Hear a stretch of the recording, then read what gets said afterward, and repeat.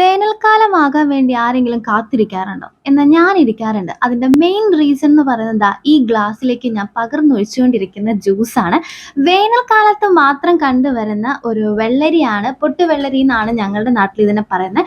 നിങ്ങളുടെ നാട്ടിൽ എന്താണ് പറയുന്നതെന്ന് കമന്റ് ചെയ്യാട്ടോ. പിന്നെ എറണാകുളം, തൃശ്ശൂർ ഒക്കെയാണ് ഇതിൽ മെയിനായിട്ട് കണ്ടുവരുന്നത് എന്നാണ് പറയപ്പെടുന്നത്. എനിക്കറിയില്ല. വേറെ നാട്ടിലൊക്കെ ഉണ്ടെന്നുണ്ടെങ്കിൽ കമന്റ് ചെയ്യാട്ടോ. നല്ല വേനലാകുമ്പോൾ ഇത് നന്നായി മൂത്ത് പഴുത്ത് പൊട്ടും. അങ്ങനെ പൊട്ടി വരുമ്പോഴാണ് ഇതിന്റെ യഥാർത്ഥ ടേസ്റ്റ് നമുക്ക് കിട്ടാട്ടോ. ഞങ്ങളുടെ നാട്ടിലൊക്കെ റോഡ് സൈഡിൽ ഇതിങ്ങനെ ഒരുപാട് വിൽക്കാനായിട്ട് വെച്ചിട്ടുണ്ടാകും. അപ്പോൾ അത് അത്ര പൊട്ടിയിട്ടുണ്ടാവില്ല. കാരണം നമുക്ക് ക്യാരി ചെയ്യാൻ ബുദ്ധിമുട്ടായതുകൊണ്ട്. ഇതിപ്പോൾ ഞാൻ പച്ച ആയപ്പോൾ വാങ്ങിച്ചിട്ട് നന്നായിട്ട് പഴുപ്പിച്ചതാട്ടോ. ഭയങ്കര സോഫ്റ്റ് ആയിട്ടുള്ള ഒരു സംഭവമാട്ടോ. ഇതിൻ്റെ തൊലിയാണെങ്കിലും അതുപോലെ തന്നെ ഈ അകത്തുള്ള ഈ വെള്ള കളർ സംഭവമാണെങ്കിലും ഭയങ്കര സോഫ്റ്റാണ്. നമുക്ക് കൈ വെച്ച് വെറുതെ ഇങ്ങനെ റിമൂവ് ചെയ്യാനായിട്ട് പറ്റും എൻ്റെ സ്കിന്നൊക്കെ.